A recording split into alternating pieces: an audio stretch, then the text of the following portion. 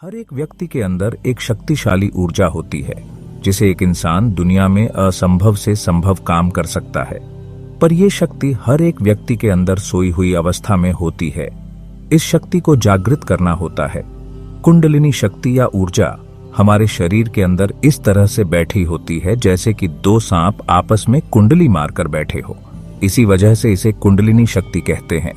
जब हम इस कुंडलिनी को जागृत करते हैं तब ये इस तरह उठती है जैसे कि दो सांप आपस में लिपटे हुए ऊपर उठते हैं। जहां पर ये दोनों सांप आपस में मिले होते हैं वहां पर एक चक्र गिना जाता है। इस तरह से यहाँ पर 7 चक्र बनते हैं। जब ये ऊर्जा बैठी हुई होती है तो ये पहले चक्र पर होती है, पर जैसे ये ऊपर उठती है ये 7 चक्रों को जागृत कर देती है। ज्यादातर लोगों की ऊर्जा पहले चक्र पर रुकी रहती है। कुदरत द्वारा हम सबका पहला चक्र पहले से ही जागृत होता है। बाकी के चक्र हमें खुद जागृत करने होते हैं। हर एक चक्र के जागृत होने पर हमें कुछ शक्तियां मिलती हैं। बहुत से लोग इन्हीं सब शक्तियों को पाने के लिए अपनी कुंडलिनी जागृत करना चाहते हैं। कुंडलिनी वही जागृत कर सकता है जिसको अपनी इस ऊर्जा को संभालना आता हो। इसके लिए जीवन में बहुत से बदलाव करने पड़ते हैं, पर एक बार अगर सारे नियमों का अच्छे से पालन करके अगर हम अपनी कुंडलिनी शक्ति जागृत कर लेते हैं तो हमारा जीवन बदल जाता है। हम बहुत सी शक्तियों के मालिक बन जाते हैं। पर कुंडलिनी शक्ति को जागृत करना इतना आसान भी नहीं है। हमें इसे जागृत करते समय बहुत सी सावधानियां रखनी होती है। इससे पहले हम इस बात को जानें, अगर आप हमारे चैनल पर नए हैं तो चैनल को सब्सक्राइब जरूर करें। आइए जानते हैं कैसे कुंडलिनी शक्ति को जागृत कर सकते हैं। कुंडलिनी शक्ति में 7 चक्र होते हैं। पहला मूलाधार चक्र। मूलाधार चक्र कुंडलिनी जागरण की प्रक्रिया में सबसे पहला चक्र होता है। इस चक्र का स्थान हमारी रीढ़ की हड्डी के बिल्कुल निचले हिस्से में होता है। इस चक्र का सीधा संबंध हमारी मूल जरूरतों से होता है, जैसे कि रोटी, कपड़ा और मकान आदि। अगर हमारी ये मूल जरूरतें ही पूरी नहीं हो रही हैं, तो हमारा सारा ध्यान और ऊर्जा इसी चक्र पर सोख लिया जाता है। हम अपनी मूल जरूरतों की कमी के कारण चिंता में रहते हैं। इसी वजह से हमारी ऊर्जा इसे आगे नहीं जा पाती। अगर हम अपने जीवन में अपनी मूल जरूरतों को पूरा करने के लिए ही परेशान हैं, तो हमें ये समझना चाहिए कि हमारा मूल चक्र ही खराब है। अगर हम अपने मूल चक्र को ठीक कर ले तो हम जीवन में सुरक्षित महसूस करने लगेंगे। सुरक्षा और आजादी की ये भावना आते ही हम अपनी इस ऊर्जा का प्रयोग जीवन में और आगे बढ़ने के लिए कर सकते हैं। इस चक्र का तत्व धरती होता है। अगर हम नंगे पैर धरती पर चलें तो हमारा मूलाधार चक्र मजबूत होता है। हम अपने आप को मूल से जुड़ा हुआ महसूस करते हैं। लाल रंग मूलाधार चक्र को मजबूत करता है, इसलिए हम लाल रंग की रोशनी में रह सकते हैं।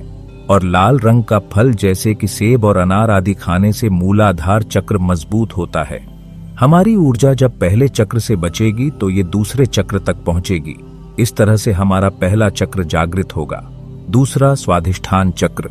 स्वाधिष्ठान चक्र कुंडलिनी जागरण की प्रक्रिया में दूसरा चक्र होता है। इस चक्र का स्थान हमारी नाभि से थोड़ा नीचे होता है। इस चक्र का सीधा संबंध हमारी भावनाओं और सृजनात्मक शक्ति से होता है। अगर किसी का यह चक्र असंतुलित है तो उसकी भावनाएं कभी सकारात्मक और कभी नकारात्मक होती रहेंगी। वह किसी प्रकार की रचना नहीं कर पाएगा। नकारात्मक सोच के कारण वह तनावग्रस्त भी हो सकता है। इसी वजह से व्यक्ति की सारी ऊर्जा इसी स्वाधिष्ठान चक्र पर खत्म होती रहती है और अगले चक्र की तरफ नहीं बढ़ पाती। स्वाधिष्ठान चक्र का तत्व पानी होता है। अगर अब बात करें इसे चक्कर को संतुलित करने की, तो हमें ज्यादा से ज्यादा पानी पीना चाहिए, जिसे हमारी रचनात्मक शक्ति ब्याज जाएगी। ये चक्र संतरी रंग का होता है, इसीलिए इस चक्कर को संतुलित करने के लिए हमें संतरी रंग के कपड़े, गहने और चीजें धारण करनी चाहिए। इसे हमारी भावनाएं भी संतुलित रहेंगी और नई रचनाएं भी आती रहेंगी। एक बार यह चक्र संतुलित हो गया तो हम इसे बची ऊर्जा को अपने तीसरे चक्र के तरफ ले जा सकते हैं। तीसरा, मणिपुर चक्र। मणिपुर चक्र कुंडलिनी जागरण की प्रक्रिया में तीसरा चक्र होता है। इस चक्र का स्थान हमारी नाभि के पास होता है। इस चक्र का सीधा संबंध हमारे पाचन तंत्र और आत्मविश्वास से होता है। इस चक्कर के असंतुलित रहने से हमारा पाचन तंत्र खराब रहता है, जिस वजह से हमारा आत्मविश्वास कम हो जाता है। आत्मविश्वास की कमी के कारण हम यह निश्चित नहीं कर पाते कि हमें जीवन में क्या और कैसे करना है। इस चक्कर का तत्व अग्नि होता है। तो इस चक्र को संतुलित रखने के लिए हम ज्यादा से ज्यादा सूरज की रोशनी में रह सकते हैं। यह चक्र पीले रंग का होता है। इस चक्कर को पीले रंग की रोशनी में रहने या पीले रंग के कपड़े पाने और पीले रंग की चीजें खाने से संतुलित किया जा सकता है।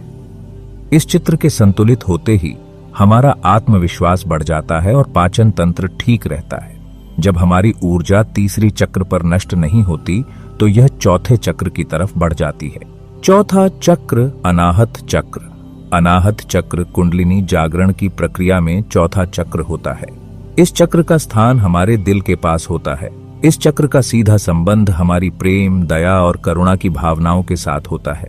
अगर हमारा ये चक्र संतुलित होता है तो हमारे अंदर इस कुदरत के दूसरा बनाई हर एक चीज, इंसान और जीव जंतुओं के प्रति प्यार, दया और करुणा उभरती रहती है। जीवन में प्यार और खुशियां भर जाती है। पर अगर ये चक्र असंतुलित हो तो हमारे अंदर गुस्सा, नफरत, जलन और सभी तरह की नकारात्मक भावनाएं आ जाती है। इस चक्र का तत्व हवा होता है और इस चक्र को हरा रंग दर्शाता है। इस चक्र को संतुलित करने के लिए हमें गहरी सांसें लेनी चाहिए और ज्यादा से ज्यादा हरे रंग की चीजों का इस्तेमाल करना चाहिए। जब हमारी ऊर्जा नकारात्मक भावनाएं नहीं सोखेगी तो ये ऊर्जा अगले 5वें चक्र को जागृति करने के लिए आगे बढ़ जाएगी। 5वां चक्र विशुद्ध चक्र।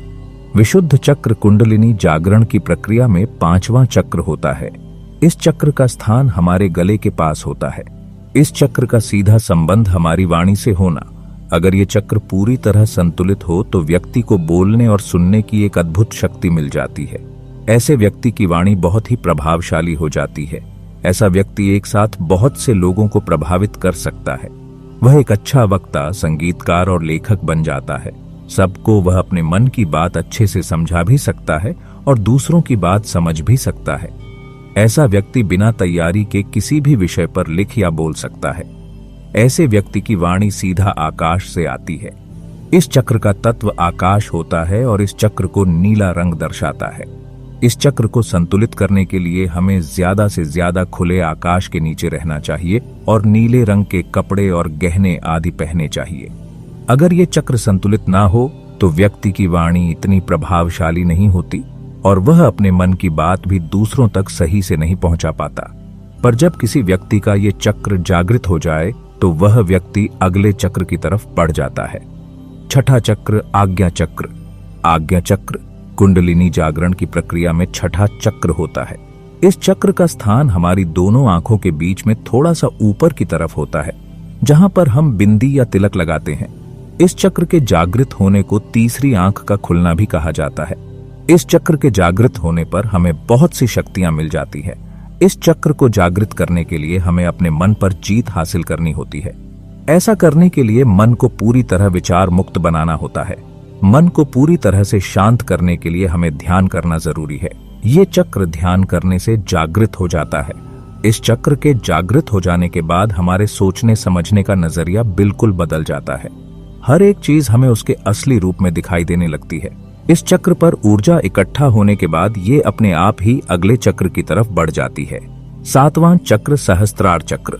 सहस्त्रार चक्र कुंडलिनी जागरण की प्रक्रिया में 7वां और आखिरी चक्र होता है। इस चक्र का स्थान हमारे सर के ऊपर होता है।